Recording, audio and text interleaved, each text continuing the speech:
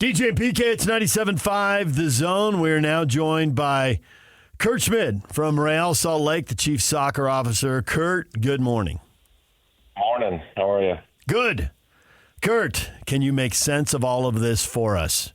It was a tremendous year. Moves were made. New guys come in, and at times they look good, so we can see somebody scores a goal and you see what, okay, he's got, or he creates an opportunity, but the points aren't piling up, and they're sinking a little bit in the standings, and they might sink a little more. So make sense of it all, and how quickly can it all come together? Yeah, obviously we're not going to want to think anymore. Making sense of it, is kind of tough. And soccer is sometimes that kind of game where goals are so rare and they're so important that the game can tip, sometimes without dominating. A team that doesn't dominate can win a game, or a team that does can not win the game. And I think the last few games have been maybe have felt emotionally more of a negative than potentially they were from the balance of play. But at the end of the day, we're judged on the score, and so we've got to be accountable to that. And so I know Pablo and the guys are working on things, and we've worked on the set piece defense, we've worked on the box defense, and even earlier in the year. And I think it's time to revisit, obviously, breaking down teams that come and play in a low block and getting the final third going again. But guys can be streaky. Strikers can be streaky. Form is sometimes fleeting, but I think it's time for us to find that form again as we head into the playoffs. I viewed your last game the way I view football training camps, football, NFL football, or college football for that matter, when they have these team scrimmages and, well, if the offense looked good, well, that's bad news for the defense. And if the defense looked good, well, that's bad news for the offense. So you guys, nobody scored. Well, that's good news for the defense. And that's what Pablo was talking about when he came on last week working with us. But you didn't score. How did you view that particular match? Yeah, again, shoring up some of the defensive issues that had plagued us in the previous two games, or previous few games, was a huge positive. Obviously, I thought Minnesota came in and they were content to limit the game, limit the chances for both teams in the game in how they set themselves up coming into our place. And I thought we had a couple good chances to score and put it away, and that didn't fall for us. And I think working on how we break down that low block and create even more chances is important, but it's also important to get our guys back in form where, if we get one chance, if we get two chances, that we finish those chances and take the point. So, again, you're always trying to plug the holes and fix mistakes from previous games, but you can't lose sight of what you are doing well. So if we're scoring goals and the defense is struggling, we need to shore up the defense and not limit our offense. Pablo lately has been quoting a Buddhist saying, you are what you believe. And I think you are what you eat. Well, that's a different saying. Okay. That applies more to me. And that goes to the point, which I think that resonates with fans because I think they see it too. They see good things and they can't figure why it doesn't add up to W's more often. And it comes down to how much faith do the guys have in themselves? How much do they think they're a good team? Because across all sports, all levels, that is always a big issue. So can you assess where that team is as far as that confidence and faith they have before the match even starts when they're walking out of the tunnel?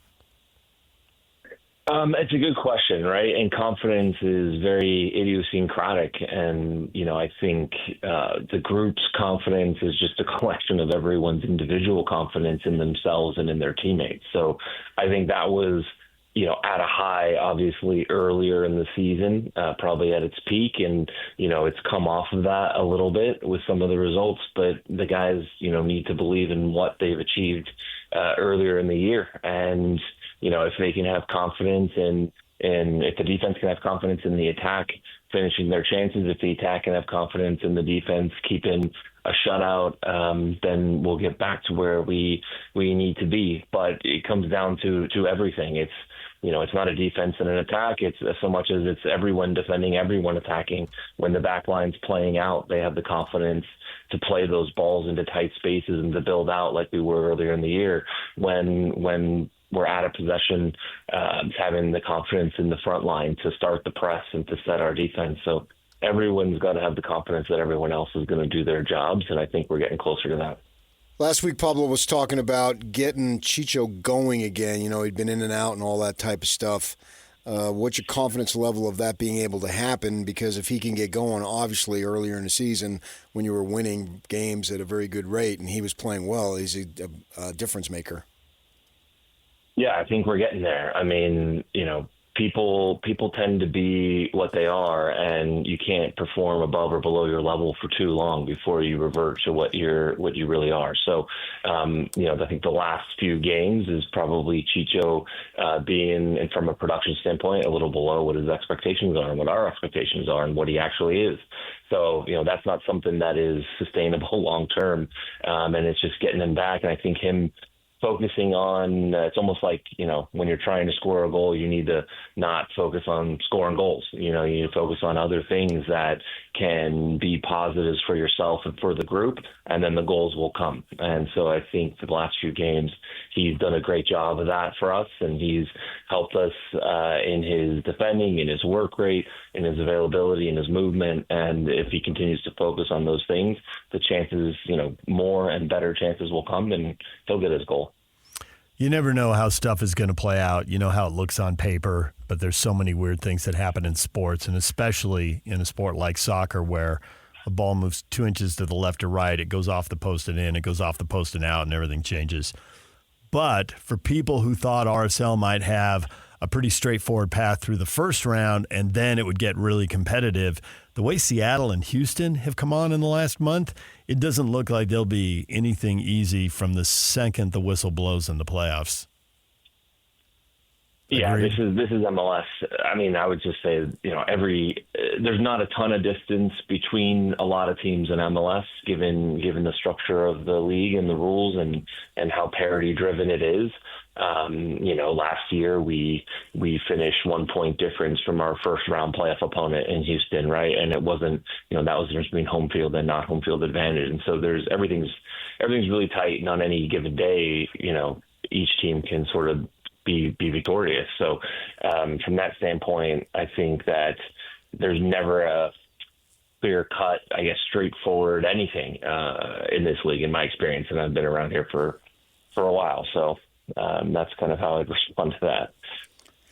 How do you balance trying to get that home field, but not having become an obsession for the guys and just go out and play and, you know, see what happens? I think, you know, it's just more focusing on things that are closer to us, right? And so not putting this big picture, you know, home field advantage or where we're finishing the season, but just, you know, the first pass, the first tackle, you know, putting your shots on frame, connecting those balls, keeping the ball at the back of net, you know, making sure that, hey, if I play a bad pass, what am I going to do? Well, I'm going to work. I'm going to react. I'm going to have good actions on the field. So just keeping the focus more down and just, you know, focusing on the next step, 1 foot in front of the other. And if those things are positive and those are the things they're supposed to do, then the big picture stuff will take care of itself. The more you focus on sort of that stuff, you lose sight of what you need to do to get there. I know you can't give me a detailed answer to this question because the future is impossible to predict, but I'm curious about your philosophy, at least as you sit here today, fully aware that you may get new info and make a new decision down the line. But you made so many moves this summer, and I was anticipating a pretty active winter off season. But given how many moves made in the summer, as you sit here today, do you think the winter is likely to be a little on the quiet side, relatively speaking? Yeah, look, like you said, things can change. Yep. I think that we're building towards something, you know, long-term, something really positive and a good group. I don't think there's, you know, given how the season's gone so far and the players that we have in certain spots and what we've added in the summer, I don't think there's need for a massive rebuild and huge changes. I think the team is a good group, and it's always just about adding little pieces to enhance what we have to shore up some weak spots and that sort of thing. So, yeah, I mean, I guess as I sit here today, I don't don't anticipate, a huge overhaul, but yeah, things can always change. But I think it's about finding the right pieces to enhance what we're already doing.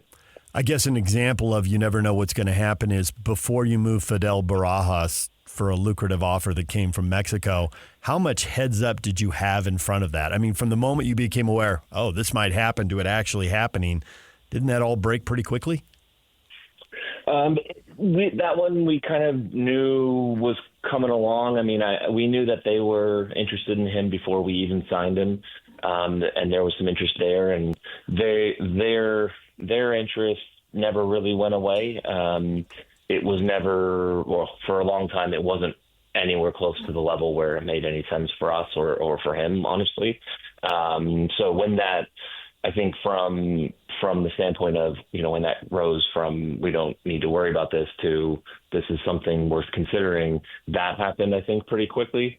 But apart from the transfer window timing and that, he was required to leave essentially before our transfer window opened. I don't think that there was much concerning about that, to be honest. And he was essentially, our 12th man. And when you get an offer like that for a guy who's coming off the bench and contributing for you, I think it's something that you've always got to consider. And it was a huge offer for him and his family as well, and a big opportunity. So it was something that we saw coming, but maybe you didn't quite think it was going to happen that early in the summer. But I think that was something we saw coming more. Kurt, we appreciate the time as always. Thanks for joining us, and we'll watch the game Saturday night and see how things break with San Jose. Thank you. Thank you, guys. Kurt Schmid, Chief Soccer Officer for Real Salt Lake.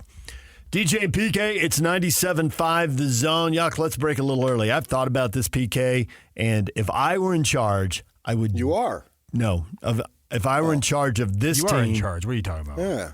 If I were in charge of this team, I would change this policy ASAP. I think that it is probably past time to stop messing around, but given how the last couple weeks have gone, I would ASAP. 100% change this policy, and we will talk about that next. Stay with us.